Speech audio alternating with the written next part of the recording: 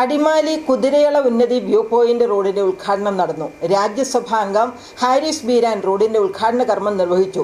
10 ലക്ഷം രൂപ വകയിരുത്തിയാണ് റോഡിന്റെ നിർമ്മാണ പ്രവർത്തനം പൂർത്തീകരിച്ചത്. അടിമാലി കുതിരയിള ഉന്നതി വ്യൂ പോയിന്റ് റോഡിന്റെ ഉദ്ഘാടനം നടന്നു. രാജ്യസഭാ അംഗം ഹാരിസ് ബീരാന്റെ MP ഫണ്ടിൽ നിന്നും അനുവദിച്ച 10 ലക്ഷം രൂപ വകയിരുത്തിയാണ് റോഡിന്റെ നിർമ്മാണ പ്രവർത്തനം പൂർത്തീകരിച്ചത്. ഹാരിസ് ബീരാൻ MP റോഡിന്റെ ഉദ്ഘാടനം നിർവഹിച്ചു. റോഡ് വന്ന് വികസിക്കുമ്പോൾ അവിടെ ഇപ്പോ ഒരു വ്യൂ പോയിന്റ് ആണെങ്കിൽ നമ്മളുടെ ടൂറിസം വലിയ കാര്യമായിട്ട് വികസിക്കും. ആളുകളൊക്കെ വരാൻ തുടങ്ങുമ്പോൾ ഇവിടുത്തെ കച്ചവടക്കാർക്കൊക്കെ ഒരുപാട് കച്ചവടം കിട്ടും. അങ്ങനെയാണ് നാട് തന്നെ വികസിക്കുന്നത്.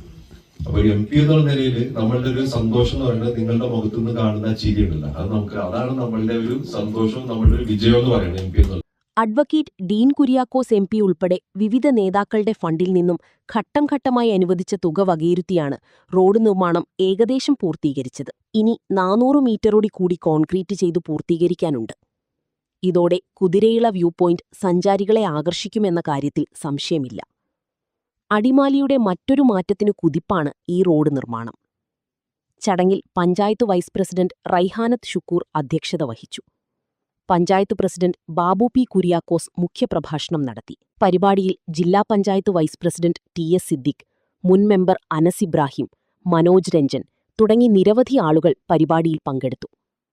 City vision, Adimali.